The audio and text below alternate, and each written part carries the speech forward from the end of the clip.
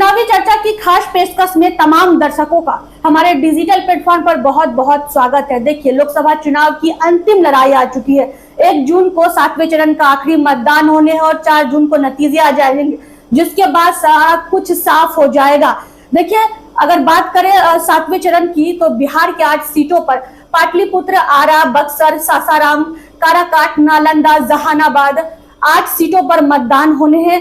अब आज इस फेज में जो सबसे दिलचस्प लड़ाई देखने को मिलेगी, क्योंकि कई दिग्गजों के बीच जो है दमदार फाइट देखने को मिलेगी। बात करें तो उपेंद्र कुशवाहा, मीसा भारती, रविशंकर प्रसाद, आर.के. सिंह, तमाम जो दिग्गज नेता है वो मैदान में उतरे हुए हैं। तो इस 7वें चरण के इस फेज में जो है एनडीए और इंडिया गठबंधन के दोनों में दिलचस्प लड़ाई देखने को मिलेगी। काफी चुनौती भरा भी रहेगा, क्योंकि एक तरफ प्रधानमंत्री नरेंद्र मोदी 400 पार के नारे लगा रहे हैं, बिहार से 40 की 40 सीट का दावा करे, तो वहीं तेजस्वी प्रसाद यादव भी जीत का दावा कर रहे हैं। तो अब देखना होगा कि ये अंतिम लड़ाई है, इस अंतिम लड़ाई के में क्या कुछ रिजल्ट सामने आता है और किसका पलड़ा सबसे भारी होता है। तो तमाम चर्चाएं हम करेंगे 8 सीटों के बारे में, एक एक सीट पर चर्चा करेंगे, कौन किस पर भारी रहेगा।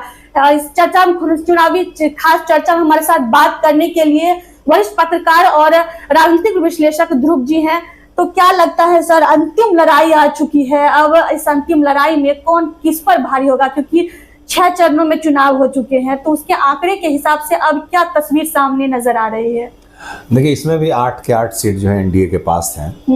तो अब ऐसे भी पूरे देश की निगाह जो चूंकि कम जगहों पे है, 57 सीटों पर ही इस बार चुनाव हो रहे हैं आखिरी चरण में। बिहार में इसलिए इम्पोर्टेंट है कि बिहार में कई केंद्रीय मंत्री भी हैं चुनाव में, लालू प्रसाद यादव की पुत्री भी हैं, कई लोग तीसरी बार, कोई चौथी बार के लिए अपनी मुख्यमंत्री नीतीश कुमार के गढ़ नालंदा में भी चुनाव है इसी चरण में। तो पूरे देश की निगाह है। हम अगर बात करें, एक जगह फिर एक फिल्म स्टार भी हैं जो निर्दलीय उम्मीदवार हैं, काराकाट। तो कई मतलब 8 के 8 पे नजर है लोगों की। लेकिन सबसे महत्वपूर्ण बात है कि सर, पूर्व केंद्रीय मंत्री के साथ साथ 3 मंत्री भी मैदान में उतरे हुए हैं। तो मतलब काफी ज्यादा इस बार दिग्गज नेता एक दूसरे के टक्कर में हैं। जी बिल्कुल बिल्कुल। आप अगर किसी भी पटना साहिब की ही बात करें शो में, तो पटना साहिब में रविशंकर प्रसाद बीजेपी के बड़े लीडर माने जाते हैं। सर, सबसे पहले हम लोग काराकाट को लेते हैं। कहा है कि काराकाट जो है अभी बिहार में सबसे हॉट सीट बनी हुई है, तो काफी दिलचस्प लड़ाई है। इसमें उपेंद्र कुशवाहा जो है एनडीए से मैदान में उतरे हैं, तो वहीं राजा राम सिंह हैं गठबंधन से। अब निर्दलीय बाद में भोजपुरी पावर स्टार पवन सिंह है, जो पूरी भीड़ जो है उसके पीछे लगी हुई है। क्या लगता है इस बार? देखिए, उपेंद्र कुशवाहा केंद्रीय मंत्री रहे हैं, इस बार भी सिटिंग है वो, दूसरी बार अपनी दावेदारी वहां से दे रहे हैं। एनडीए के तमाम बड़े नेता भी उनके पक्ष में हैं, प्रधानमंत्री भी चाहते हैं वो जीते, जैसा लग रहा है। लगातार बड़े नेता आते रहे हैं एनडीए के, वो भी पूरी मेहनत कर रहे हैं। मुझे लगता है कि सीधे सीधे सीपीआई-एमएल से उनकी टक्कर होती, लेकिन ये जो पवन सिंह मैदान में आ गए, इससे थोड़ा मामला दिलचस्प हो गया है और कह सकते हैं त्रिकोणात्मक संघर्ष देखने को मिल रहा है। पवन सिंह कितना काटेंगे वोट ये अलग बात है, लेकिन उनके साथ युवाओं की जो एक फौज है, उनका जो ग्लैमर है, वो कहीं ना कहीं से प्रभावित कर रहा है वोटरों को, और युवा वोटरों को, ये भी एक तय है। लेकिन जो बीजेपी के परंपरागत वोटर हैं, उनको वो कितना अपनी तरफ खींच पाते हैं, तोड़ पाते हैं। दूसरी तरफ सीपीआई-एमएल के भी देखिए कैडर वोट होते हैं, तो वो है उनके पास, और उसमें महागठबंधन आरजेडी का जो वोट बैंक है, जो बिहार में बहुत बेस उसका है, मजबूत है, उसके वोटर भी मिलेंगे। तो निश्चित तौर पर दोनों के इंटैक्ट हैं वोट। लेकिन अब पवन सिंह किसका कितना नुकसान करते हैं, ये महत्वपूर्ण होगा। तो ऐसा लग रहा है कि एनडीए ने जो अभी रणनीति बनाई, जिस तरह से राजनाथ सिंह जी को वहाँ भेजा, लगातार इस इलाके में कैंप किए, वो बार बार आते रहे, बीजेपी की बड़े नेता भी आते रहे, तो इससे लग रहा है कि एनडीए की नज़र इस सीट को रीगेन करने की है कि फिर से जीतें, क्योंकि उपेंद्र कुशवाहा, और ये भी जानते हैं कि उपेंद्र कुशवाहा जीतेंगे तो केंद्र में मंत्री बनेंगे, पहले भी थे, बाद में फिर अलग हो गए। लेकिन ऐसा लग रहा है कि वो कोशिश कर रहे हैं, और बीजेपी का जो बेट, मतलब जो आप कह सकते हैं कि जो उनको किसी भी हाल में गुप्त रूप से उनको वोट करने लोग निकलते हैं, आते हैं, वो करेंगे। अब क्योंकि वो चेहरा बस प्रधानमंत्री का मंत्री का देखते हैं, क्योंकि हमको केंद्र में सरकार बननी है, फिर लोकल स्तर पे विधानसभा चुनाव होंगे तो फिर वो बाकी रणनीति देखेंगे। लेकिन यहाँ पर ये मुझे लग रहा है कि लेकिन ऐसा नहीं है कि वो आसानी से अगर जीतेंगे भी तो आसानी से जीतेंगे, कड़ी टक्कर होगी, बहुत कम मार्जिन से जीतेंगे। अलबत्ता पवन सिंह तीसरे फैक्टर हैं, पवन सिंह जीत की स्थिति में नहीं है मुझे ऐसा, हालांकि कई लोग ऐसा मान के चल रहे हैं कि पवन सिंह जीत सकते हैं, लेकिन ऐसा लग नहीं रहा है वो, क्योंकि उनका अपना उस तरह से वोटर सब लोग टर्न आउट हो जाएंगे स्टार ग्लैमर में, तो बहुत पहले भी बहुत लोग स्टारडम नहीं अपना जमा पाए हैं। आप कहीं भी किसी भी देख लिए, हमारे यहाँ पटना साहिब में शेखर सुमन नहीं हार गए थे एक बार, शत्रुघ्न सिन्हा भी हारे, शत्रुघ्न सिन्हा को भी हार मिली, शत्रुघ्न सिन्हा दिल्ली में भी अपनी राजेश खन्ना से उनको पराजित होना पड़ा। कहने का तात्पर्य यह है कि ऐसा नहीं है कि हर जगह ग्लैमर चल जाता है, लेकिन तब है कि उनके साथ युवाओं की एक ऐसी फौज है जो ऐसा वातावरण बना रहा है जिससे लग रहा है कि वो जीत जाएंगे।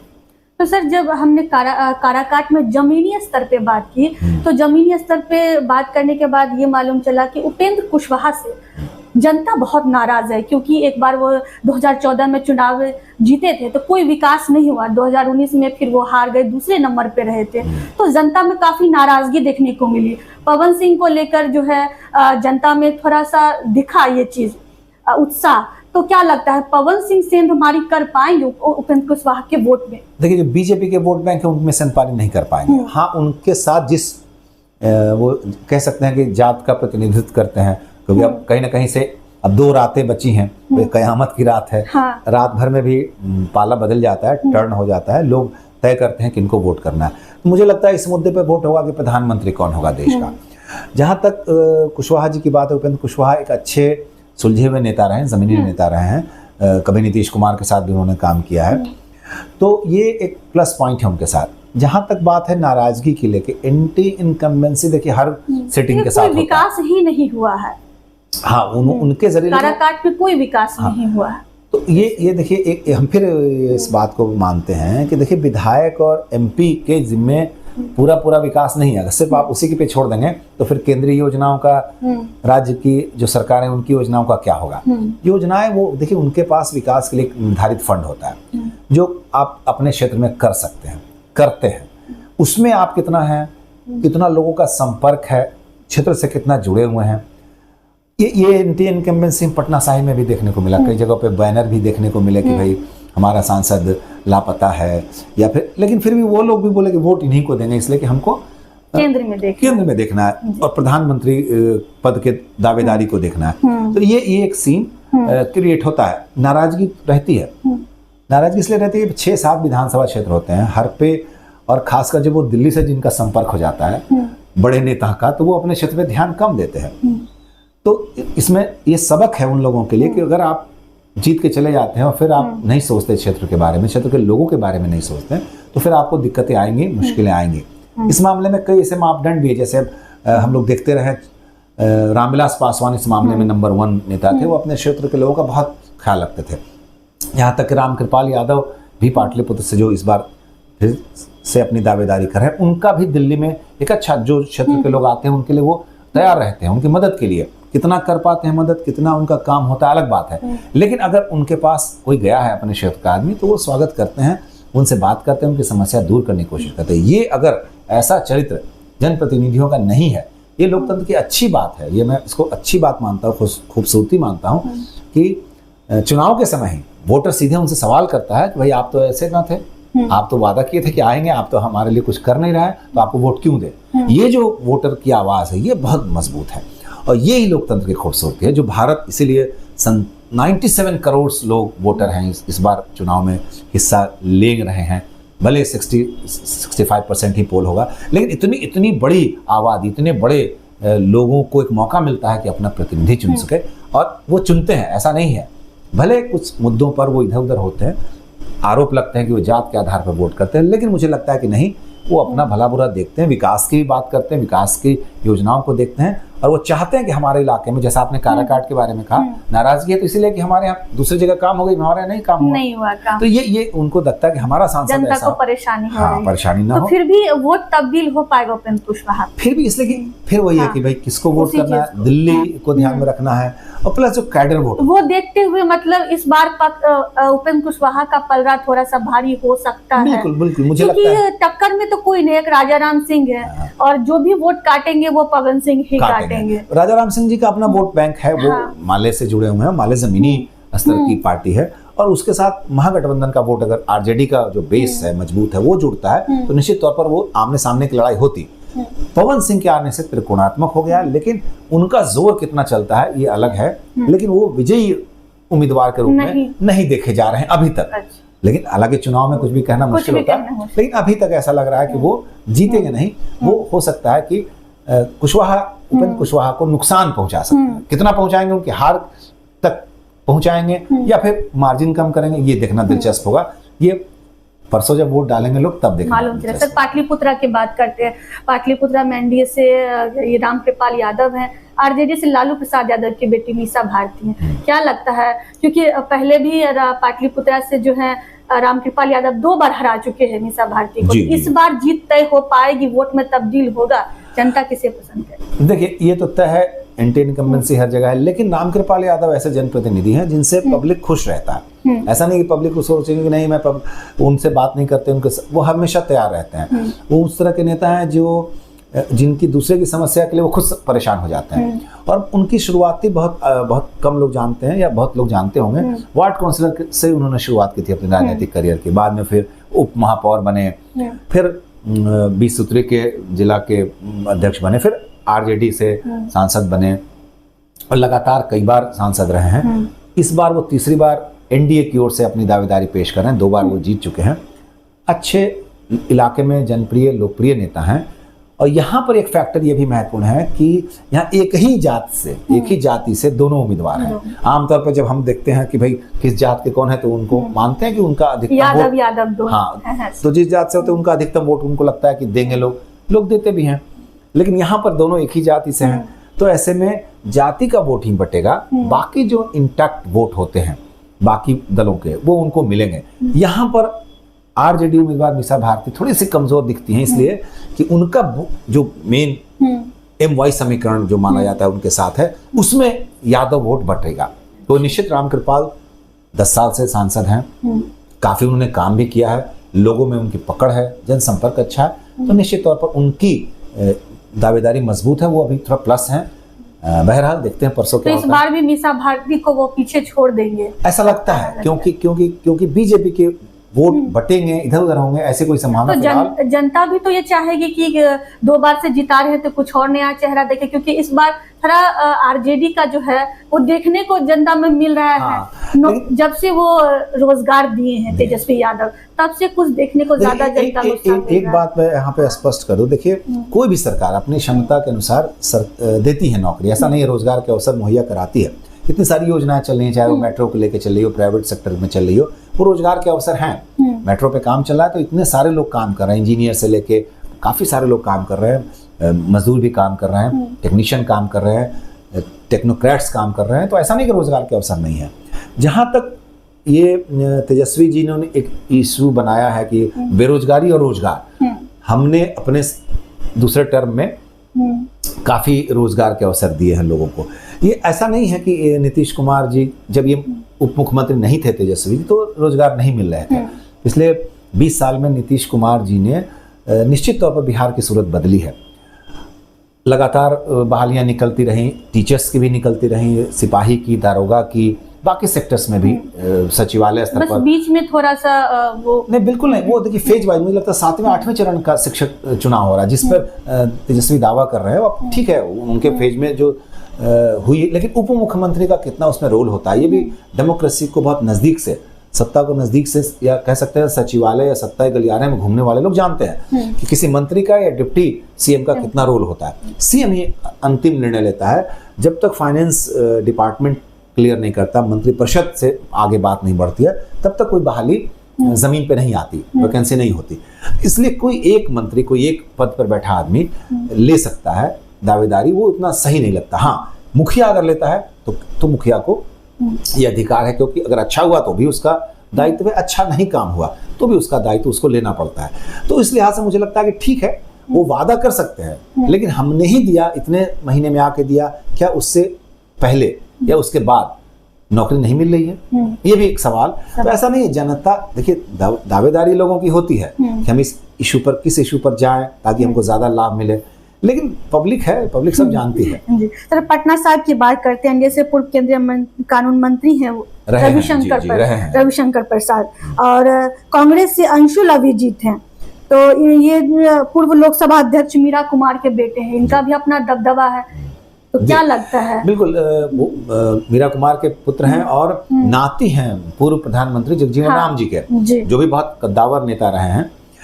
तो लेकिन महत्वपूर्ण ये नहीं है, महत्वपूर्ण है कि वो इस बार कैसी दावेदारी पेश करते हैं। और दूसरा कि ये दुर्भाग्य है पटना साहिब का कि जब भी विपक्ष का कोई नेता आया तो वो, देखिए कभी शेखर सुमन भी यहाँ आए थे, वो भी पराजित हो गए, कांग्रेस से ही आए थे, लेकिन फिर भी मैं कह रहा हूँ लोकल, हालांकि बाहरी का मतलब नहीं है, कोई भी कहीं से चुनाव लड़ सकते हैं, लेकिन एक ये दिक्कत आ रही है। नो डाउट वो मेहनत बहुत कर रहे हैं, साफ सुथरी छवि है, बाहर से आए हैं, विदेशों में भी पढ़े हैं, लेकिन वो कितना जुड़ रहे हैं। लोग उनको कह रहे हैं MY समीकरण में उनका अपना कुशवाहा जाति से है तो सभी उनको वोट करेंगे। कुशवाहा का वोट पटना सिटी में और पूरे पटना साहिब में है, क्योंकि बख्तियारपुर में जैसे फतुहा में भी है, मतलब काफ़ी 6 विधानसभा है, तो कायस्थ बहुल जो है वो कुमरार चलिए जो मध्य पटना कभी हुआ करता था, तो हर विधानसभा का अपना एक अलग समीकरण है। आप पटना साहिब शहर की बात करेंगे तो उसमें व्यवसायी वर्ग के लोग ज़्यादा हैं, वैश्य समाज के लोग ज़्यादा हैं, लेकिन अगर आप ग्रामीण इलाके में चले जाएंगे तो वहाँ यादव वोट भी बहुत है। बख्तियारपुर में है, बख्तियारपुर में कभी राम लखन सिंह यादव जीता करते थे वहाँ से चुनाव, लालू जी के पहले कभी वो यादवों के नेता हुआ करते थे बिहार में। तो कहने का तात्पर्य है कि हर विधानसभा का अपना चरित्र है, लेकिन उसमें मुझे लगता है कि रविशंकर जी कोई दिक्कत नहीं है, दूसरी बार मैदान में हुआ जी, दिक्कत नहीं होगी उन्हें और वो आसानी से जीत सकते हैं, क्योंकि भरोसा दिया है बीजेपी ने, टिकट कई लोगों का काटा है, लेकिन इसमें यहाँ पे देखेंगे कि टिकट उनको फिर से मिला, तो उसका कारण यही है कि उनकी छवि अच्छी है, साफ सुथरी है। थोड़ा सा उनके प्रति लोगों में ये है कि वो इलाके में कम आते हैं, हालांकि उनके लोग ऐसा खारिज करते हैं इस दावे को, नहीं हमारे प्रतिनिधि लोग रहते हैं, वो घूमते हैं, काम करते हैं लोगों में, लेकिन फिर भी उनको ये नाराजगी लोगों से झेलनी पड़ रही है कई जगह कि आप, वो कार्यकर्ता ही नाराजगी व्यक्त कर रहे हैं, ऐसा नहीं आम पब्लिक तो जानती है, सब समझ रही, सुनती है सबकी, उन्होंने तय कर रखा है कि उनको वोट करना, जिन्होंने नहीं तय कर रखा वो तय कर लेंगे आप, लेकिन दिक्कत उनको नहीं है, दिक्कत है अपने कार्यकर्ताओं को खुश करके उनको फिर से लाएं बूथ तक, और उनके जरिए वो अगर ऐसा कर पाते हैं तो मुझे लगता है कि वो जीतेंगे, जीत सकते हैं। तो मीरा कुमार के होते हुए भी उन दबदबा थोड़ा सा कम रहेगा। राजनीतिक पृष्ठभूमि अलग चीज है, अगर ऐसा होता तो आप देखें कई बार आप नहीं कह सकते किसी को भी, लालू यादव भी चुनाव हारते रहे हैं, हाँ। राबड़ी देवी भी चुनाव हारी हैं। कहने का तात्पर्य उनकी पुत्री मीसा भारती 2 बार, जैसा कि आप ही बता रही हैं, और सही ही है, पाटलिपुत्र से हारी हैं, तो ऐसा कोई दावा नहीं कर सकता कि एक बार जीत गए तो, हाँ, लेकिन 7 बार लोगों को मौका मिला है, 7 बार मौका मिला है, ऐसा नहीं है कि लोग नहीं जीतते। राधा मोहन सिंह लगातार कई बार जीते हैं, अभी आप संजय पासवान मोतिहारी बेतिया की बात करें, उनके पिताजी 4 बार जीते, ये भी 3 बार जीते, ऐसा नहीं, लोग मौका देते हैं, एक ही घर के लोगों को, एक ही परिवार के लोगों को, पिता के बाद पुत्र को भी मौका देते हैं, लेकिन उनको काम करना पड़ेगा, काम करते हैं तो फिर आप जीतने का दावा करते हैं, जीत सकते हैं, लेकिन लोकतंत्र में इसमें तो आपको 5 साल पे जाना है पब्लिक के बीच, तब पब्लिक का टेम्परेचर देखना है, तब उसके अनुसार अपनी रणनीतियां बनानी है। आरा की तस्वीर सर क्या लगती है, क्योंकि आरा से एनडीए से जो RK सिंह है, तो तीसरी बार ये मैदान में है, 2 बार जीत भी चुके हैं, और उनके टक्कर में भाकपा माले से सुदामा प्रसाद हैं, क्या लगता है? देखिए RK सिंह की छवि ब्यूरोक्रेट की भी रही है, केंद्रीय मंत्री के रूप में उन्होंने काफी काम किया है, और काफी दबदबा है उनका, साफ सुथरी छवि है और काफी काम भी हुआ है। दूसरी ओर CPI-ML एक ऐसी पार्टी जमीनी स्तर पे काम करती है, और किसी जमाने में आप जानते हैं काफी उनके कई विधायक हुआ करते थे, सुदामा प्रसाद भी विधायक रहे हैं, राजा राम जी भी जो अभी चुनाव लड़ रहे हैं वो भी, संदीप सौरभ एक नालंदा से लड़ रहे हैं, वो भी ML के विधायक हैं अभी फिलहाल। कहने का तात्पर्य वो जमीनी स्तर पे काम करते हैं, और उनकी पार्टी जो आप कह सकते हैं कैडर वोट है उनके पास, उनकी पार्टी को, तो वो टक्कर दे रहे हैं, ऐसा नहीं है। और महागठबंधन का वोट बैंक भी उनको सपोर्ट कर रहा है और मिलेगा। तो सीधे सीधे आमने सामने की लड़ाई है, लेकिन वहाँ पे मुझे लग रहा है कि आर के सिंह को कोई बहुत परेशानी नहीं होनी चाहिए। टक्कर है भाई, लोकतंत्र है और प्रचार है बढ़िया, वो काम कर रहे हैं जमीनी स्तर पे। लेकिन मुझे लग रहा है कि क्योंकि 2 बार जनता मौका दिया, अच्छा कर रहे हैं तभी तो 2 बार जनता मौका दी जी, और पार्टी ने भी विश्वास जताया है। और उस इलाके में प्रधानमंत्री भी गए हैं। हालांकि ये देखिए कहीं ना कहीं से संकेत देता है कि भाई पार्टी का विश्वास है और पार्टी भी चाहती है कि पार्टी भी चाहती है। तो सर बक्सर की क्या लगती है? अब इसमें तो नए चेहरे हैं, पुराने कोई चेहरे हैं नहीं। बीजेपी से मिथिलेश तिवारी है, आरजेडी से सुधाकर सिंह जो पूर्व केंद्रीय मंत्री है और पूर्व मंत्री हाँ। और निर्दलीय उम्मीदवार में IPS उतरे हुए हैं। क्या लगता है? देखिए 3 आनंद मिश्रा, आनंद मिश्र हैं, फिर ददन पहलवान भी हैं। ददन पहलवान भी है, उनका भी मजबूत कड़ी है। हाँ, और एक और है बीएसपी से अनिल चौधरी, उनकी भी चर्चा इसलिए जरूरी है कि बीएसपी देखिए बिहार के 38 सीटों पर अपने उम्मीदवार उन्होंने खड़े किया, लेकिन 2-3 स्थानों पे उन्होंने काफी मेहनत की है। अच्छे उम्मीदवार उतारे हैं। अरुण कुमार को जहानाबाद में, जो कि दावेदार थे, सांसद रह चुके हैं पहले, लेकिन उनको पिछली बार टिकट नहीं मिला, इस बार भी नहीं मिला, ना आरजेडी से भी नहीं मिला, तो बीएसपी का दामन उन्होंने थाम लिया है, तो वहां भी मजबूत है।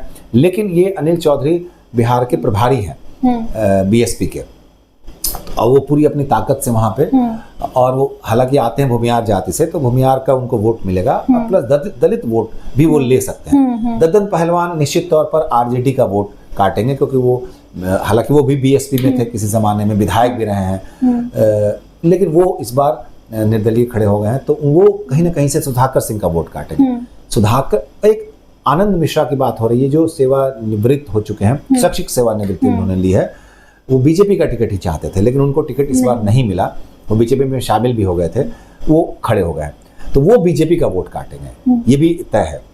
कितना वोट काट पाएंगे ये महत्वपूर्ण है। सुधाकर सिंह का वोट काटेंगे ददन पहलवान, ये भी तय है, क्योंकि वो भी यादव हैं, और यादव हैं तो यादव का झुकाव उनकी तरफ होगा, तो इस लिहाज से आरजेडी के वोट बैंक में वो सिंध लगाएंगे। सुधाकर जी की छवि किसी जमाने में आप कह सकते हैं कि पूर्व के दिनों में एक जुझारू लीडर की रही हैं। वो खुद राजनीतिक पृष्ठभूमि है, जगदानंद सिंह के सुपुत्र हैं। जगदानंद सिंह सबको जानता है, आरजेडी के प्रदेश अध्यक्ष हैं, मंत्री रहे हैं, सांसद भी रहे हैं, तो इस लिहाज से आप टक्कर मान सकते हैं कि आमने सामने की लड़ाई है यहाँ पर। लेकिन इसमें कौन बाजी मारेगा? मिथिलेश तिवारी भी विधायक रहे हैं, ये मानना पड़ेगा कि बीजेपी, देखिए उनको लगता है, अपना वो सब सर्वे कराते हैं कि कौन कमजोर है तो उनके उनको टिकट से वंचित करते हैं। ये स्ट्रांग निर्णय बीजेपी ने लिया है, और वो कितना उनका सफल होगा, मिथिलेश तिवारी उनकी उम्मीदों पे कितना खड़ा उतरते हैं, ये देखना महत्वपूर्ण होगा। लेकिन टक्कर वहाँ है, अच्छी टक्कर है। 4 लोगों से टक्कर है बीजेपी की, काफी इसमें देखा जा रहा है, क्योंकि अब देखिए ददन पहलवान भी, वो भी अपनी तरफ से मजबूत छवि हैं, तो बीजेपी के लिए इस बार सीट जो है वो काफी मेहनत दोनों पक्ष से हो रही है, कांटे की टक्कर चल रही है, कोई जीत का दावा भी नहीं कर सकता। 4 मिल के बीजेपी पे भारी पड़ेंगे ना बक्सर से सर। नहीं, देखिए यही है कि वोटों का जब बंटवारा होता है, कई बार मुख्य जो उम्मीदवार है उनको लाभ हो जाता है, क्योंकि वो ऐसा नहीं कि उन्हीं के वोट काटेंगे, वो हो सकता है कि सामने वाले का भी वोट काट रहे होंगे, क्योंकि कहीं ना कहीं से बात है, दलित वोट, जैसा दलित पे दावा महागठबंधन भी कर रहे हैं और दलित पे दावा बीजेपी के उम्मीदवार भी करते हैं, तो ये अब देखना दिलचस्प होगा किनका वोट कम होता है। इनका वोट कम होता है, लेकिन कटेगा तो निश्चित तौर पे वोट काटेंगे लोग, और अगर ज्यादा अच्छी संख्या में उनकी तरफ लोग मुखातिब होते हैं, उनको वोट करते हैं, तो ये किसी बड़ी पार्टी को नुकसान देह साबित हो सकता है।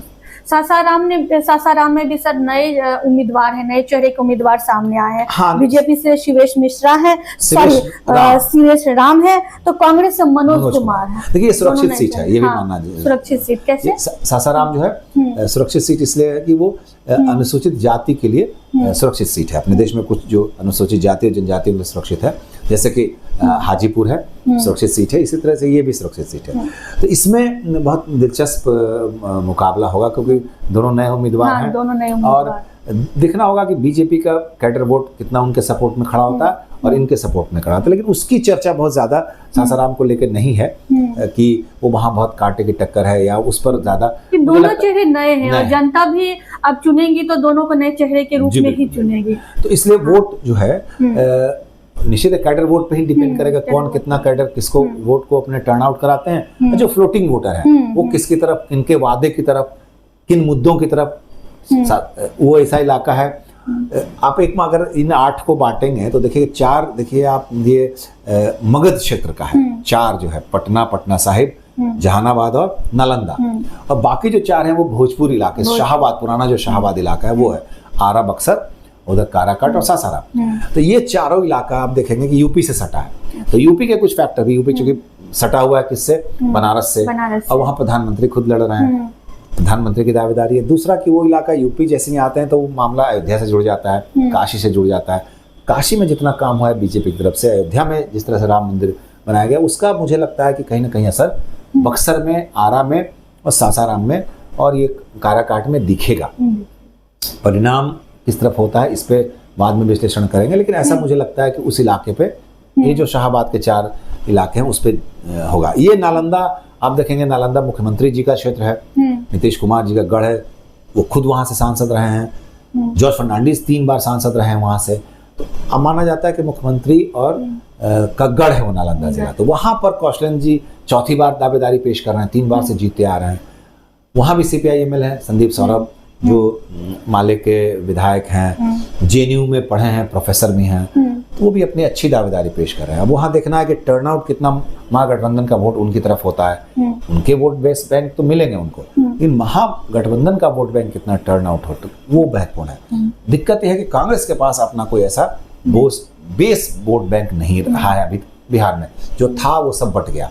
किस जमाने में हुआ करता था, कांग्रेस का अपना वोट बैंक था, वो कुछ चला गया बीजेपी की ओर, कुछ चला गया पासवान जी की तरफ, कुछ चला गया वो मतलब OBC आप कह सकते हैं कि लालू जी की तरफ चले गए।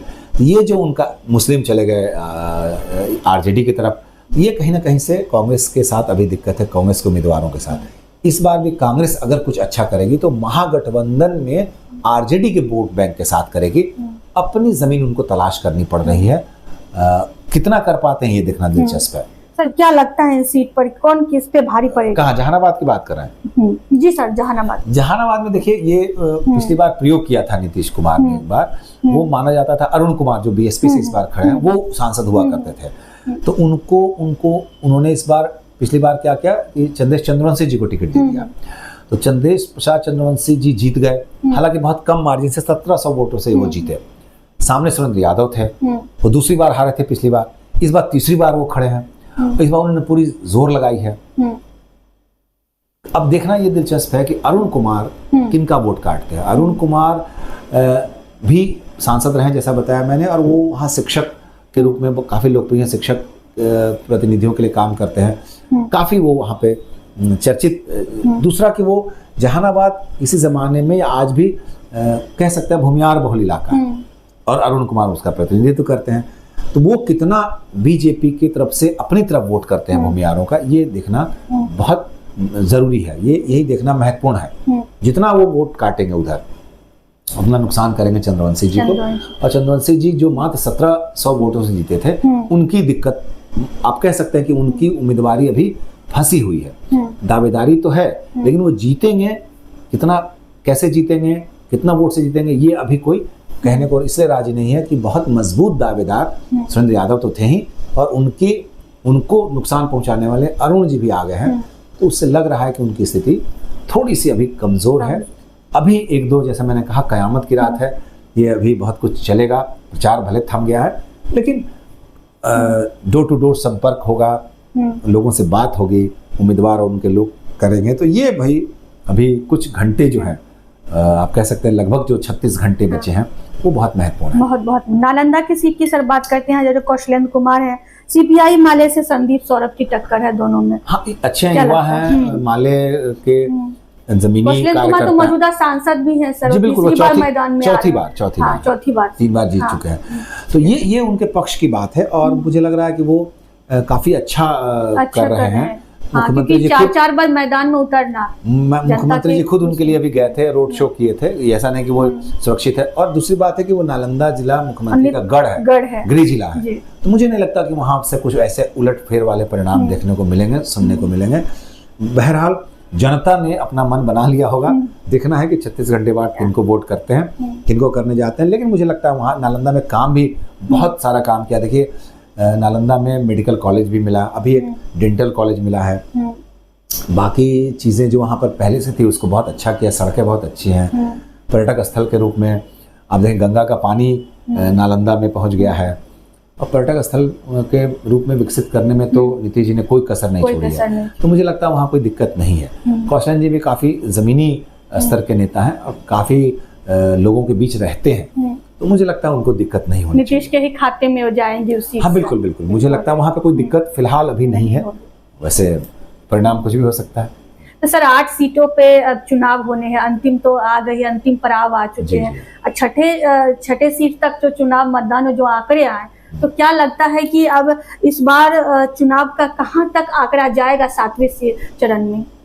तो इसमें मुझे लगता है कि एक दो जगहों पे बहुत, जैसे काराकाट की आप बात करें, जहानाबाद की बात करें, उनको छोड़ के बाकी जगह मुझे लग रहा है कि एनडीए को कोई बहुत दिक्कत नहीं होगी। हाँ ये हो सकता है कि आसानी से निकल जाएंगे। एंटी इनकम्बेंसी का जो असर है वो थोड़ा मार्जिन उनको कम कर सकता है। जो जीत का मार्जिन रहा है अब तक, वो थोड़ी अगर एंटी इनकम्बेंसी हावी होती है तो वो कम हो सकता है। लेकिन मैं जैसे मैंने कहा काराकाट और जहानाबाद को छोड़ के बाकी जगह कोई मुझे दिक्कत नहीं दिखती है। बक्सर को लेके भी बहुत लोग हो सकता है एनडीए के पक्ष विचार कर रहा है कि कहीं ऐसा ना कि ये सीट हम खो दें, लेकिन मुझे ऐसा भी फिलहाल नहीं दिखता। तो देखिए हमने तमाम चर्चाएं की 8 सीटों पर, एक एक सीट को लेकर कि क्या वहां के नतीजे सामने आएंगे, कौन किस पे प्रत्याशी जो है वो भारी पड़ेंगे, कितनी सीटें जो छठे चरण तक चुनाव हुए हैं उसके आंकड़े के बाद अब 7वें चरण के आंकड़े में क्या रिजल्ट आएंगे, क्या कुछ नतीजे सामने आएंगे, तमाम चर्चाएं हमने की। अब देखना होगा कि देखिए अंतिम लड़ाई है, ये